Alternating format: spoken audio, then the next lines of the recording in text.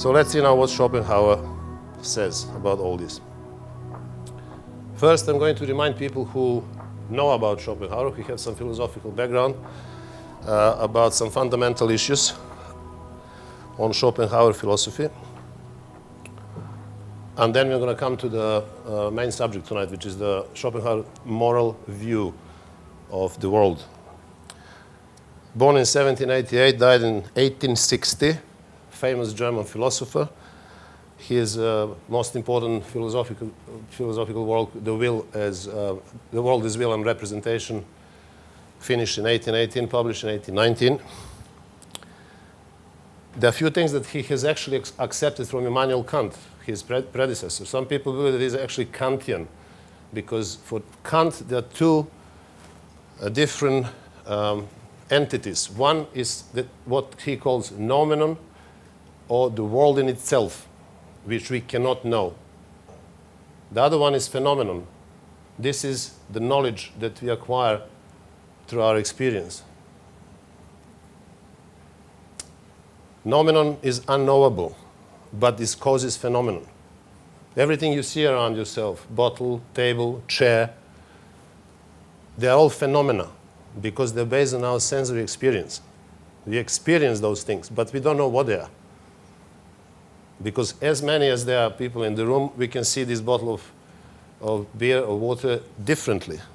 So what is the truth? What is that actually, the essence of that thing? So noumenon is unknowable, while the phenomenon is product of our experience. This is what Kant says. And Kant also says that we know because we have innate categories of time, space, and causality. There are actually a few more categories, but I'll keep to three for now. So time, space, and causality. Without those three categories, which are innate to humans, we cannot think. Schopenhauer takes this Kantian dualism, but disagrees with him that noumenon cannot be known. So he argues and says, well, how can you say that you know that something exists, but you don't know what it is? And that is causing phenomenal response to that. Basically, he says he's using the law of causality and going backwards. So he's finding the reason of the cause in noumena and then consequence in phenomena. Schopenhauer doesn't agree with that. He said, no, nominal world is knowable, and he calls it the will. Everything else that Kant calls phenomenal world, Schopenhauer calls representation. So will is the essence of the world. And the representation is everything that we see, everything objectified will. This is representation. Now, for Schopenhauer, will and representation are one and the same thing, two sides of the coin. Will doesn't cause representation, is representation. Now, how does he explain that? What is that phenomenal, that fantastic will, essence of everything? He calls it blind, purposeless, perpetual, never-ending striving, which objectifies itself first into the world of ideas and then into the world of objects as we know them, inorganic matter and also organic. So the will objectified itself in, for example, rocks, sand, sea, but also in grass, in trees, in insects, in birds. And as the highest level of objectification comes man. So the man is the highest level of objectified will. How do we know that will exists?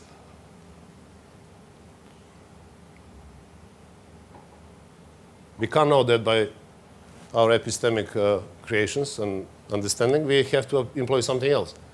So Schopenhauer says, well, look at our body. Our body is the only object in nature which is the object but subject in the same time. I can experience my arm as an object, as for example a surgeon can experience any arm, work on it as object. But I also know that there is something inside me, something that moves this arm left and right. I can feel, and it's immediate. And I can feel that I can will to do this.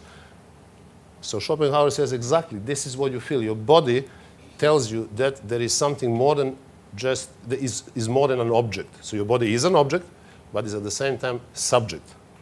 So this is how he discovers the essence of will. Now, he says, it would be foolish to assume that everybody else in the room is simply object for me. He says that would be intellectual egoism. All right? So it must be that the people experience the same thing. So he understands that will is actually present in everyone. Is objectified. The highest level of objectification reaches in man.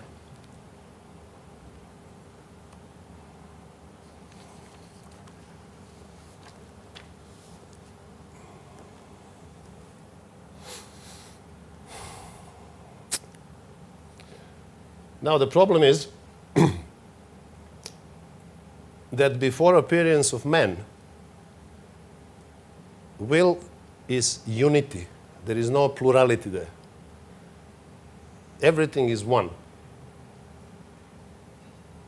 When man comes to the scene, he has the ability to think. He employs categories of time, space, and causality, and he starts thinking. So the man, he sees himself as an individual. And as he calls the principle of sufficient reason, with man, plurality emerges in the world. So all of a sudden, there is not unity, is not one, is many, many individuals. And he says that this is exactly what creates problems. So we are now coming slowly to the major issue, major concept of his philosophy, which is suffering, right? So with so many individuals who are driven by perpetual, blind, aimless will, what dominates them? Instinct dominates them. So instinct for survival and instinct for procreation are two dominant instincts. So when you put all the individuals together fighting for survival and procreation, you have war of all against all. As Hobbes would say, bellum omnium contra omnes, war of all against all, because individuals create that. And in that world of individuated units, that happens in the animal world as well, you have suffering present constantly, everywhere. Also, we strive constantly. We constantly want more. We constantly want, whatever we have, we want more. We suffer until we get there, but when we get it, we forget about what we've done. We want again. We want more. This is what comes to accumulation of wealth, for example. Regardless of how much money you make, you always want more money. You buy a nice pair of shoes, you love them for a little bit, and then you buy another one. And that happens again and again and again. So Schopenhauer says that thirsty, unsatisfied will is our essence. We can't stop willing, and this is what is causing all the suffering and pain.